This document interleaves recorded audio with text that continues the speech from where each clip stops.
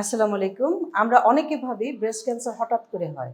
কিন্তু আসলে বাস্তবে খাদ্যাভ্যাস, ওজন, হরমোন, জীবনযাপন সবকিছু মিলিয়েই ঝুঁকি তৈরি হয়ে যায়।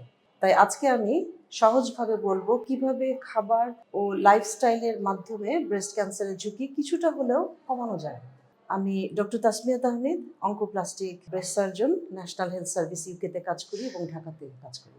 প্রথমে একটা বিষয় পরিষ্কার করি, একটা নির্দিষ্ট খাবার খেলে ক্যান্সার হবে না ভেবে বা সেরে যাবে এমন ধারণা ভুল।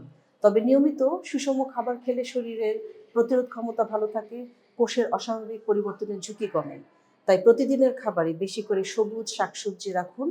পালং শাক, লাল শাক, বাঁধাকপি, ব্রকোলি, ফুলকপি এ ধরনের সবজিতে অ্যান্টিঅক্সিডেন্ট ও ফাইটোকেমিক্যাল থাকে, যা শরীরকে ভেতর থেকে সাপোর্ট দেয়।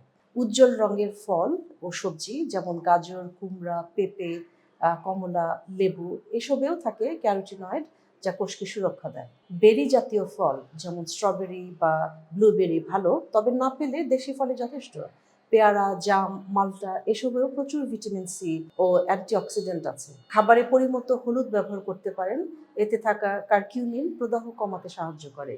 সামুদ্রিক মাছ বা ছোট মাছ নিয়মিত খেলে ওমেগা-3 পাওয়া যায়, যা শরীরের জন্য উপকারী। টক দই অন্ত্রের ভালো ব্যাকটেরিয়া বাড়ায়, যা ইমিউন সিস্টেমের জন্য ভালো। গ্রিন টি পরিমিত খাওয়া যেতে পারে, তবে অতিরিক্ত চিনি, সফট ড্রিঙ্কস, প্রক্রিয়াজাত খাবার, ফাস্ট ফুড, অতিরিক্ত লাল মাংস কমাতে হবে। খাদ্যাভ্যাসের সাথে লাইফস্টাইলও জরুরি। ওজন বেশি হলে ব্রেস্ট ক্যান্সারের ঝুঁকি বাড়ে, বিশেষ করে মেনোপজের পর।